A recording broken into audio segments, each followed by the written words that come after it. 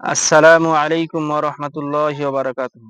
আলহামদুলিল্লাহি রাব্বিল আলামিন ওয়াল আকিবাতু লিল মুত্তাকিন ওয়াসসালাতু ওয়াসসালামু আলা খাইরি খালকিহি মুহাম্মাদিন ওয়া আলা আলিহি ওয়া আসহাবিহি আজমাইন।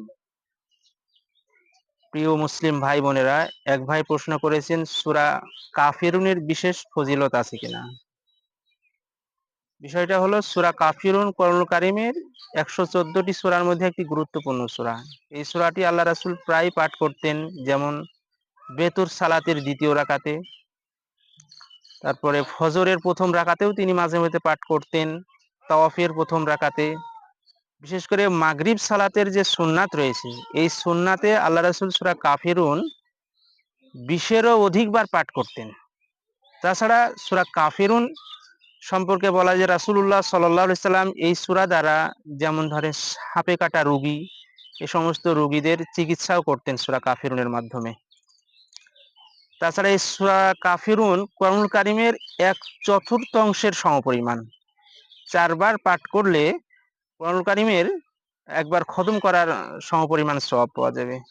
এজন্য প্রিয় মুসলিম ভাই বোনেরা, আমরা চেষ্টা করব সূরা কাফিরুন মাঝে মধ্যে তেলাওয়াত করা, এর প্রতি আমল করার। আপনারা জানতে চেয়েছেন যে অজু করতে গিয়ে অজুর পানি যদি অন্য পাত্রে পড়ে যায়, অন্য পাত্রে পানি রয়েছে, সেই পাত্রে যদি পড়ে যায় অজুর ব্যবহৃত পানিটা, তাহলে সেই পানি কি নাপাক হবে?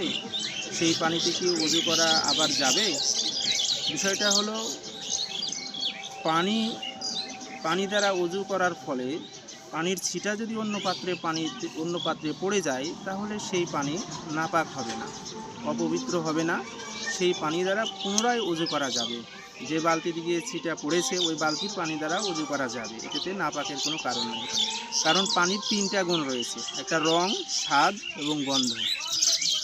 যতক্ষণ পর্যন্ত পানির রং চেঞ্জ না হয়, স্বাদ নষ্ট না হয়, তারপরে যদি গন্ধ তৈরি যতক্ষণ না হয়, ততক্ষণ পর্যন্ত কোনো পানি নাপাক বলে গণ্য করা যাবে না। এটা রাসূলুল্লাহ সাল্লাল্লাহু আলাইহি সাল্লাম বলেছেন।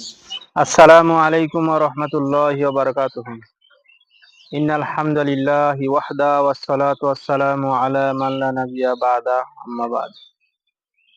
প্রিয় মুসলিম ভাই ও বোনেরা, এক ভাই প্রশ্ন করেছেন যে অপ্রাপ্ত বয়স্করা কোরআন তেলাওয়াত বা কোরআন হিফজের জন্য কি ওযু শর্ত কোরআন স্পর্শ করার জন্য?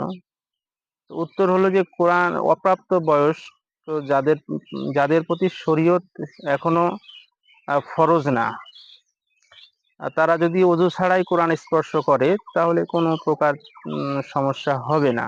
যেমন রাসূলুল্লাহ সাল্লাল্লাহু আলাইহি সাল্লাম বলেছেন, ৩ ব্যক্তি কিয়ামতের দিন দায় মুক্তি থাকবে। নাম্বার ১, ঘুমন্ত ব্যক্তি যতক্ষণ না জেগে না ওঠে। ২ নম্বর, অপ্রাপ্ত বয়স্ক শিশু যতক্ষণ না সে বালেগ না হয়। আর ৩ নম্বর হলো যতক্ষণ একজন পাগল ব্যক্তি, উম, যতক্ষণ না তার বিবেক ফিরে না আসে। এই ৩ ব্যক্তি শরীয়তের জন্য দায়ী মুক্তি থাকবে কিয়ামতের দিন। সুতরাং অপ্রাপ্তবয়স্ক শিশুরা ওযু ছাড়াই কোরআন তেলাওয়াত, হিফজের জন্য কোরআন তেলাওয়াত বা কোরআন স্পর্শ করতে পারবে। তবে যখন তাদের বয়স ৭ হয়ে যাবে, তখন অভিভাবকদের উচিত এবং শিক্ষকগণেরও উচিত যে শরীয়তে যে সমস্ত ইবাদতের জন্য ওযু আবশ্যক সেগুলো শেখানো, ওযুর প্র্যাকটিস করা এবং সেই ইবাদতগুলো প্র্যাকটিস করা, তাহলে অনেকটাই ভালো হবে। আসসালামু আলাইকুম ওয়া রাহমাতুল্লাহ।